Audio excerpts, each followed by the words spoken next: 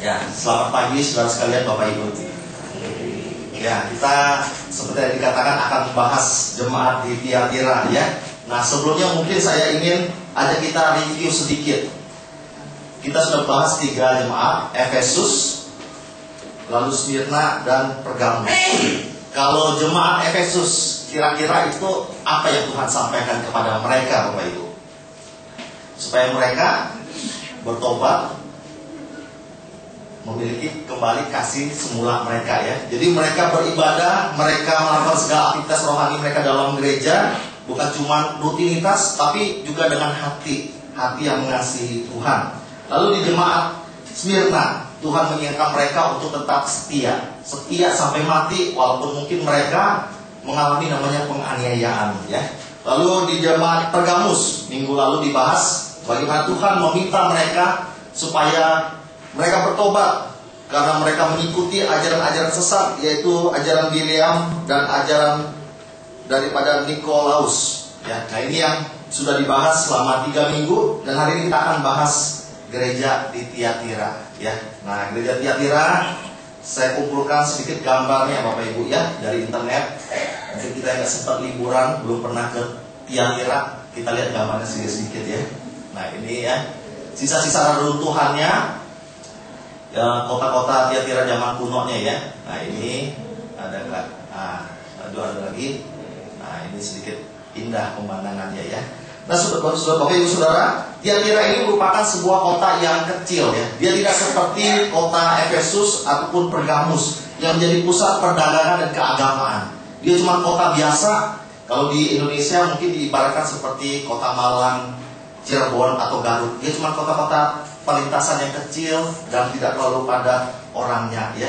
Nah, kita lihat di dalam Wahyu 2 ayat 18 sampai 29 apa yang Tuhan sampaikan kepada mereka yang nanti akan kita pelajari untuk kehidupan kita juga di masa yang sekarang.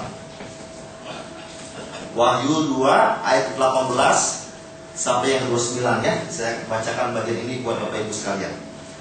Kepada jemaat Tiatira, dan tuliskanlah kepada malaikat jemaat di Tiatira, inilah firman Anak Allah yang matanya bagaikan nyala api dan kakinya bagaikan tembaga. Aku tahu segala pekerjaanmu, baik kasihmu maupun imanmu, baik pelayananmu maupun ketekunanmu. Aku tahu bahwa pekerjaanmu yang terakhir lebih banyak daripada yang pertama. Tetapi aku mencela engkau, karena engkau membiarkan wanita Isabel yang menyebut dirinya nabiah mengajar dan menyesatkan hamba-hambaku supaya berbuat zina dan makan persembahan-persembahan berhala. Dan aku telah memberikan dia waktu untuk bertobat, tetapi dia tidak mau bertobat dari zinanya. Lihatlah, aku akan melemparkan dia ke atas ranjang orang sakit, dan mereka yang berbuat zina dengan dia akan kulemparkan ke dalam kesukaran besar, jika mereka tidak bertobat dari perbuatan-perbuatan perempuan itu. Dan anak-anaknya akan kumatikan, dan semua jemaat akan mengetahui bahwa akulah yang menguji batin dan hati orang, dan bahwa aku akan membalas kepada kamu setiap orang menurut perbuatannya. Tetapi kepada kamu, yaitu orang-orang lain di Tiatira yang tidak mengikuti ajaran itu dan yang tidak menyelidiki apa yang mereka sebut seluk-beluk iblis, kepada kamu aku berkata, aku tidak mau menanggungkan beban lain kepadamu. Tetapi apa yang ada padamu, peganglah itu sampai aku datang. Dan barang siapa menang dan melakukan pekerjaanku sampai kesudahannya, kepadanya akan kukaruniakan kuasa atas bangsa-bangsa, dan ia akan memerintah mereka dengan tongkat besi. Mereka akan diremukkan seperti tembikar tukar periuk, sama seperti yang kuterima dari Bapakku. Dan kepadanya akan kukaruniakan bintang timur. Siapa bertelinga, hendaklah ia mendengarkan apa yang dikatakan Roh kepada jemaat-jemaat. Nah, sampai di sini pembacaan firman Tuhan, Bapak Ibu. Saya membaca perikop ini ya, saya teringat dengan sebuah kata mutiara yang sering kita dengar juga pastinya ya, yang mengatakan di balik kesuksesan seorang laki-laki ada peran seorang wanita. Nah, kata mutiara ini menyampaikan bahwa kalau ada seorang laki-laki yang sukses, maka jangan cuma puji laki-lakinya saja. Ingatlah, di balik laki-laki itu ada seorang wanita yang membantu, menolong, yang mendukung dia sampai mencapai kesuksesan yang dia dapatkan. Di dalam gereja, sejarah gereja ada salah satu contoh yang saya suka ya. Kalau dari kata mutiara ini, bagaimana Bapak Gereja Agustinus dia bertobat menjadi Bapak Gereja yang besar, itu karena peran daripada ibunya ya. Ibunya yang mendoakan, yang menginjili dia supaya dia percaya dan bertobat kepada Tuhan. Saudara, jika dibalik kesuksesan seorang pria ada seorang wanita, maka sebaliknya juga ya, dibalik kehancuran seorang pria ada seorang wanita ya. Contoh paling sederhana, Adam jatuh oleh karena si Hawa ya. Jadi Adam yang baik-baik, dia gak mau berbuat dosa, gara-gara si Hawa jadi berbuat dosa dan lain sebagainya, banyak ya. Nah saudara, bagi saya merenungkan kata mutiara ini cocok sekali ya dengan jemaat di Tiatira ini. Nah cocoknya apa? Karena jemaat Tiatira juga dia adalah maju oleh karena seorang wanita, tapi juga jatuh disebabkan oleh seorang wanita. Nah mungkin ada yang tahu majunya oleh wanita siapa di Tiatira ini? Hah? Isabel ya. Isabel malah dimarahin Tuhan. Ya. Jadi memang untuk kemajuan daripada jemaat Tiatira ini Bapak Ibu tidak tercatat ya di dalam Alkitab. Tetapi banyak penafsir Alkitab percaya dan meyakini wanita yang berperan paling besar dalam kehidupan jemaat Tiatira itu adalah Lydia, yang dicatat dalam Kisah Rasul 16 ayat 14-15. Dikatakan dia seorang penjual kain ungu dari Tiatira yang bertemu Paulus. Di sana dia mendengarkan pengajaran Paulus dan akhirnya dia bertobat. Nah, para penafsir Alkitab percaya melalui sejarah dan lain sebagainya, inilah orang Tiatira pertama yang jadi Kristen. Lalu dia balik ke Tiatira dan dia membuka gereja Kristen pertama di Tiatira. Ya, nah itu di sampingnya gambar kain buatan Tiatira ya, zaman modern sekarang. Nah saudara, kalau kemajuan dari siapa tadi namanya, si Lydia, kemunduran baru oleh si Isabel ya, di ayat 20 ya, tadi kita lihat ya, jelas sekali. Tetapi aku mencela engkau karena engkau membiarkan wanita Isabel yang menyebut dirinya nabiya mengajar dan menyesatkan hamba-hambaku. Jadi saudara, gereja ini dicela Tuhan, dimarahi Tuhan, ditegur oleh Tuhan karena siapa? Wanita juga yang bernama Isabel. Nah saudara sekalian, kita jangan salah paham ya. Kalau kita membaca wanita Isabel ini, dia bukan nama asli dari wanita yang menyesatkan gereja Tiatira. Itu adalah nama samaran, nama simbolik, nama julukan yang diberikan Tuhan kepada wanita yang membuat jemaat berdosa. Kita mungkin ingat ya, di dalam perjanjian lama itu ada seorang wanita istri Raja Ahab bernama Isabel. Itu yang katanya wanita paling kejam ya di Alkitab, yang membunuh nabi-nabi Tuhan, yang membuat Nabi Elia ketakutan ya. Setelah dia membunuh 450 nabi Baal, gara-gara Isabel ini Elia lari ketakutan, menangis, bahkan dia pengen mati ya. Isabel ini begitu kuatnya, begitu mengerikannya saudara di dalam perjanjian lama ya. Dan yang paling penting, Isabel ini paling diingat saudara karena dosanya. Dosanya dia membawa Nabi Baal ke Israel, lalu mendorong orang-orang Israel untuk menyembah Baal. Yang di dalamnya termasuk adalah melakukan perzinahan dan memakan persembahan-persembahan berhala. Nah saudara, kitab Wahyu memang kitab yang dipenuhi dengan simbol ya, simbol lambang-lambang. Dan sehingga pada waktu kita menafsirkan Isabel ini bukan nama orang nyata di dalam gereja Tiatira. Ini nama sebutan untuk menunjukkan kejahatan yang sama yang dilakukan oleh wanita itu, yang membawa orang Israel maupun gereja Tiatira akhirnya berbuat dosa perzinahan ya di dalam gereja. Nah sampai di sini saudara, saya merenungkan sebuah hal ya yang bagi saya cukup menarik. Coba lihat siapa yang berperan penting membawa gereja Tiatira ke dalam perzinahan dan percabulan. Seorang wanita ya, seorang wanita. Bukan maksud saya saudara ingin mengatakan kalau seorang wanita itu pasti menjadi penyebab terjadinya perzinahan dan percabulan dalam kehidupan kita ya. Perzinahan percabulan itu biasanya memang terjadi di antara seorang pria dan seorang wanita. Dua-duanya bertanggung jawab. Tapi ingin saya sampaikan, saudara, saya ingin mengajak kita memahami bahwa perzinahan itu yang memegang kunci itu adalah wanita, ya. Kalau wanita bisa bilang tidak, maka tidak terjadi apa-apa. Tapi kalau wanita yang bilang ya, maka perzinahan akan terjadi. Jadi kuncinya ada di seorang wanita, saudara, ya. Nah, saudara, sebuah survei ya mengatakan ya sekarang ini terjadi sebuah kesalahpahaman ya di dalam pemikiran maupun pengajaran yang dimengerti oleh para wanita. Dikatakan di sana bahwa wanita-wanita zaman sekarang ini percaya kalau cara untuk mengontrol, berkuasa atas seseorang atau sesuatu adalah melalui kekuatan seksual, ya.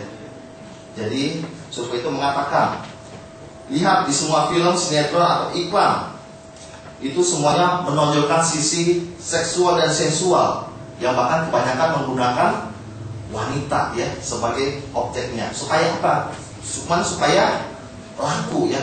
Karena wanita itu punya power dan kuasa. Dan ini tanpa sadar, saudara, menurut survei ini, di dalam kehidupan nyata seorang wanita, seringkali wanita juga pengen punya power seperti ini nih.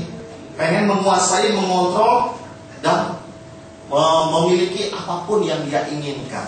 Dan seringkali caranya dengan cara menggunakan seksualitasnya, ya. Karena itu dikatakan wanita begitu peduli, concern kepada namanya lotion, lipstick, kosmetik, dan pakaian-pakaian begitu seksi. Supaya apa? Supaya dia bisa mengontrol, ya. Kalau saya seksi, saya cantik, saya menarik, maka saya akan mendapatkan apapun yang saya inginkan. Saya mau bekerja gampang, saya akan menjadi pujian banyak orang, dan lain sebagainya. Nah, pertanyaannya, saudara, apakah ini kebenaran yang betul, ya, sesuai dengan yang firman Tuhan ajarkan kepada kita, saudara? Ya. Pertanyaannya, apakah memang pandangan-pandangan dunia seperti ini adalah betul sesuai dengan iman kita sebagai orang Kristen? Nah, saudara, saya percaya itu kebenaran yang salah, ya. Itu tidak benar. Kenapa? Karena kita tidak bisa mengontrol ataupun memanipulasi seseorang dengan menggunakan seksualitas dalam jangka waktu yang lama. Untuk sebentar mungkin iya, ya.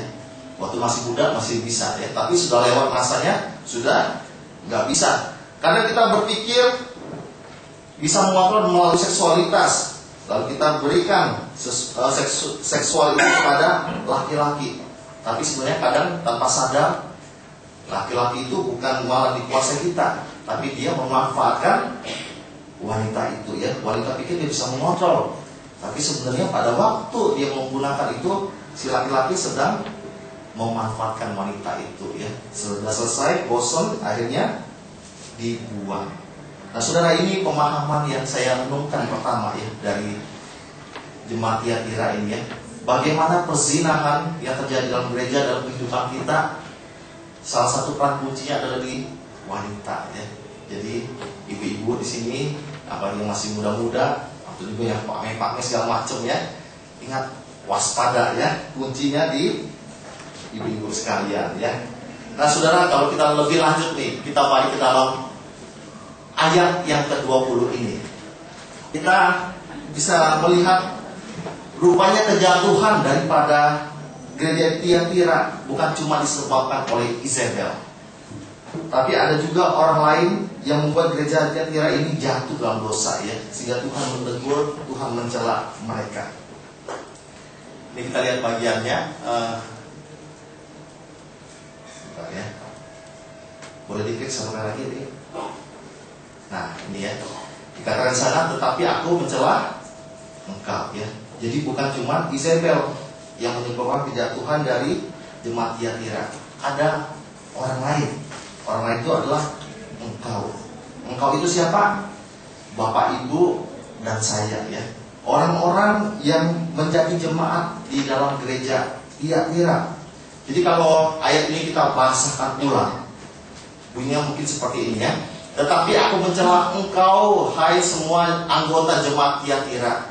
Karena engkau semua anggota jemaat membiarkan wanita Isabel yang menyebut dirinya nabi itu mengajar dan menyesatkan jemaatku, menyesatkan hamba-hambaku di dalam gereja. Nah saudara, ayat ini memberi pemahaman bahwa yang berdosa di dalam gereja Tiatira bukan cuma Isabel, tapi juga setiap jemaat ya. Nah mereka berdosa kenapa? Karena membiarkan Isabel itu mengajar dan menyesatkan gereja. Membiarkan, kata di situ saudara, bukan berarti mencuek atau tidak peduli ya. Tapi kalau di dalam bahasa Yunani-nya itu maksudnya adalah mentoleransi, memberi izin, memberi hati, mempersilahkan. Jadi sebenarnya jemaat ini tahu nih, ini ada seorang nabi yang mengaku nabi, yang mengajar di atas mimbar gereja Tiatira, yang menyampaikan firman Tuhan kepada jemaat. Salah, mereka tahu salah, tapi mereka memberi hati ya, mereka memberi izin, mempersilahkan ya, nggak apa-apa, silakan saja kamu menyampaikan apa yang kamu ingin sampaikan kepada jemaat. Saya membiarkan. Nah saudara sekalian, inilah yang terjadi dalam jemaat Tiatira ya. Yang bersalah bukan cuma pemimpinnya, tapi juga dari jemaatnya. Nah ini kita perlu merenungkan lebih dalam untuk kehidupan kita di gereja-gereja zaman sekarang, saudara ya. Berapa tahun lalu diadakan survei di gereja-gereja Amerika, khususnya mengenai kehidupan seksual dan perzinahan di antara orang-orang Kristen ya. Hasilnya cukup menarik. Boleh klik lagi, yuk. Nah ditemukan dari sebuah lembaga survei, George Barna, 4 dari 10 orang Kristen menganggap kumpul kebo adalah hal yang baik. 4 dari 10 orang Kristen berpendapat menikmati pornografi secara moral dapat diterima. 6 dari 10 orang Kristen berpendapat seks di luar pernikahan adalah tidak apa-apa. 3 dari 10 orang Kristen dapat menerima hubungan seksual sesama jenis. Nah, saudara lihat ini terjadi di jemaat di Amerika. Pikiran mengenai perzinahan itu sudah tidak lagi penting ya. Bahkan ada yang menyindir ya, orang-orang Kristen sekarang di Amerika itu menganggap ngebut di jalan tol, ngebut di jalan raya itu lebih dosa daripada perzinahan. Ngebut jalan tol itu lebih melanggar hukum daripada melanggar perintah jangan berzina di dalam Alkitab. Nah, saudara sekalian, tidak heran ya, dari jemaat-jemaat yang seperti ini yang muncul banyak sekali gereja-gereja yang aneh-aneh, saudara. Di tahun 2009, klik lagi, itu sebuah gereja episkopal ya di Amerika mengadakan sidang raya tahun 2009, lalu menghasilkan keputusan seperti ini, Bapak Ibu. Pertama, mengizinkan pemberkatan nikah sesama jenis di gereja. Lalu mengizinkan gay dan lesbi untuk menjadi bishop. Bishop itu ketua dari perhimpunan gereja-gereja episkopal di sebuah wilayah tertentu. Ya, jadi sidang ini memutuskan untuk golongan gereja ini itu sesama jenis dinikahkan dalam gereja, dan pendeta ketuanya yang paling tinggi dalam satu wilayah itu boleh seorang gay. Nah itu foto daripada bishop gay-nya ya. Itu namanya Eugene Robinson. Eugene Robinson, dia sejak di seminari sudah menjadi gay. Jemaat tahu dia gay, dia melayani di gereja sebagai gay, tahu. Bahkan dia punya suami bernama Mark Andrew ya. Jadi dia melayani gereja sebagai gay, punya istri juga seorang laki-laki. Jemaat membiarkan ya. Tahun 2003 dia diangkat menjadi bishop. Tapi waktu itu menimbulkan banyak pertentangan karena belum ada hukumnya ya. 2009 mereka sidang lagi, dikukuhkan ya hasilnya, untuk gay boleh menjadi bishop. Nah saudara sekalian, pengajaran gereja ini tentulah kita lihat pasti salah ya. Gay menurut Alkitab tidak boleh di dalam gereja. Alkitab dengan jelas sekali melarang pernikahan sesama jenis ataupun hubungan seksual antara seorang laki-laki dengan seorang laki-laki. Ya, itu kita bisa lihat ayat-ayatnya banyak sekali ya. Jangan bersetubuh dengan istri samamu sehingga engkau menjadi najis dengan dia, dan lain sebagainya. Lalu ayat yang ke-22, jangan engkau tidur dengan laki-laki secara orang bersetubuh dengan perempuan, karena itu suatu kekejian. Jemaat di sana tahu nggak? Saya rasa pasti tahu ya, tahu. Tapi mereka membiarkan. mereka mentoleransi saudara sekalian.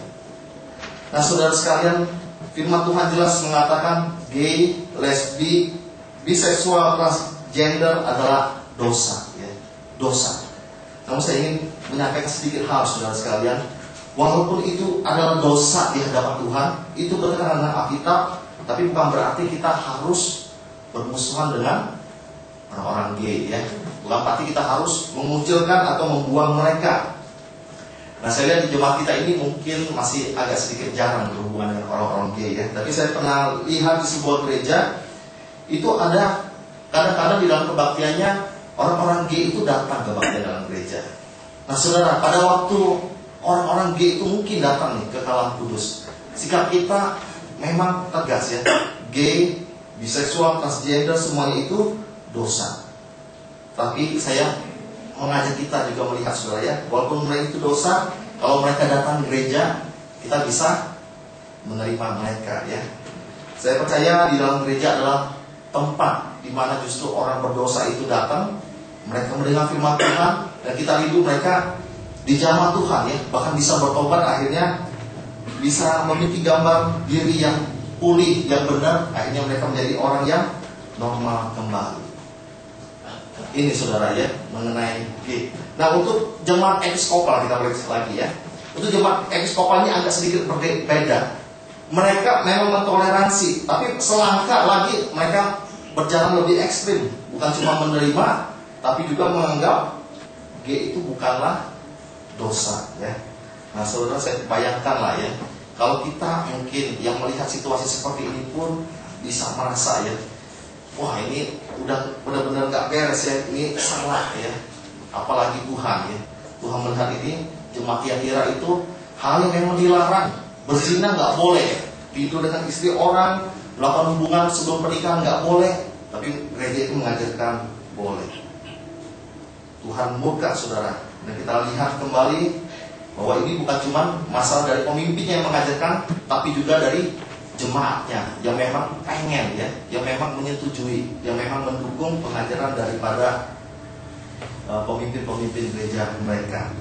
Nah akhirnya saudara, saya aplikasikan sedikit bagian ini, ya. Gereja kita saudara mungkin kalau mau bertumbuh itu bukan cuma diserahkan kepada majelis hamba Tuhan, pengurus ataupun aktivis-aktivis gereja, ya. Tapi sebenarnya kemajuan ataupun kemunduran gereja ini bergantung juga kepada Bapak Ibu, ya, yang mungkin cuma jadi jemaat biasa yang tidak terlalu aktif di gereja, yang mungkin cuma datang, duduk, beribadah gitu, ya. Itu pun ada di dalam undang Bapak Ibu sekalian, ya, mengembangkan gereja ini. Kalau tidak mengembangkan, menjadikannya biasa saja atau bahkan menjatuhkannya. Nah saudara sekalian, gereja Tiatira sudah sampai tahap itu, ya. Mereka berdosa, ya, bersama dengan para pemimpin jemaat, mereka melakukan perzinahan bersama-sama. Nah atas dosa yang mereka kerjakan ini, Tuhan memberikan kepada mereka dua perintah, saudara. Dua perintah yang akan kita lihat di dalam ayat 21 sampai 23. Mari kita perhatikan ayat-ayat ini. 21 sampai 23. Di sana dikatakan, dan aku telah memberikan dia waktu untuk bertobat, tetapi ia tidak mau bertobat dari zinanya. Lihatlah, aku akan melemparkan dia ke atas ranjang orang sakit, dan mereka yang berbuat zina dengan dia akan kulemparkan ke dalam kesukaran besar, jika mereka tidak bertobat dari perbuatan-perbuatan perempuan itu. Dan anak-anaknya akan kumatikan, dan semua jemaat akan mengetahui bahwa aku yang menguji batin dan hati orang, dan bahwa aku akan membalaskan kepada kamu setiap orang menurut perbuatannya. Nah ayat ini saudara memberikan kita pengertian, ya, bahwa pada waktu jemaat ini berdosa, Allah itu tidak membenci pribadi-pribadi dalam gereja itu. Allah membenci dosanya, tetapi tidak membenci orang-orangnya, saudara. Karena itu dikatakan dalam ayat 21a, Tuhan memberikan mereka waktu untuk bertobat, memberikan mereka kesempatan. Artinya apa? Selama mereka punya hati yang mau berubah, maka sebenarnya mereka bisa berubah untuk menjadi baik di hadapan Tuhan. Namun Tuhan juga mengingatkan di ayat tersebut bahwa kesempatan itu ada batasnya, ya, ada waktunya. Saat mereka tidak mau bertobat, maka Tuhan akan melemparkan mereka ke atas ranjang orang sakit. Ranjang orang sakit, saudara sekalian, bukan berarti yang melakukan perzinahan akan masuk rumah sakit atau diopname ya di rumah sakit. Namun ini sekali lagi bentuk simbol bahwa kalau selama ini mereka bersenang-senang di atas ranjang dosa, maka Tuhan akan menggantikan ranjang dosa itu dengan ranjang kesakitan dan penderitaan. Jadi jangan mereka pikir, wah mereka berzina itu akan selalu enak. Enggak, akan ada masanya Tuhan menggantikan kenikmatan itu dengan kesakitan dan penderitaan. Bahkan di ayat 23 dikatakan, dan anak-anaknya akan kumatikan, dan semua jemaat akan mengetahui bahwa akulah yang menguji batin dan hati orang. Anak-anaknya akan kumatikan, bukan juga dalam arti hurufiah. Anak-anak yang dibunuh Tuhan secara langsung, mereka simbol ya. Tuhan di sini mengingatkan bahwa dosa perzinahan yang dilakukan oleh jemaat Tiatira itu bukan cuma berakibat kepada diri mereka sendiri, tapi juga berakibat lebih luas ya, keluar dari diri mereka. Mungkin bisa ke keluarga mereka, bisa ke anak mereka, ataupun ke orang-orang terdekat dengan mereka ya. Nah karena itulah misalnya kita bisa lihat dalam kehidupan kita nyata sehari-hari ya. Orang yang berzina terkadang bukan cuma merusak rumah tangganya ya, tapi dia bisa terkena penyakit, dia merusak pasangannya sendiri, dia merusak anak-anaknya. Kita lihat begitu banyak aborsi dan anak-anak yang dibuang di jalan ya. Semua mungkin terjadi karena perzinahan. Mulainya dari perzinahan, akhirnya tidak bertobat dan membuat orang-orang yang dekatnya pun menanggung akibat daripada dosa ini. Nah saudara sekalian, ayat ini pada akhirnya mengajak kita untuk bertobat saudara ya. Jikalau kita melakukan dosa ini, Allah mengundang kita untuk bertobat.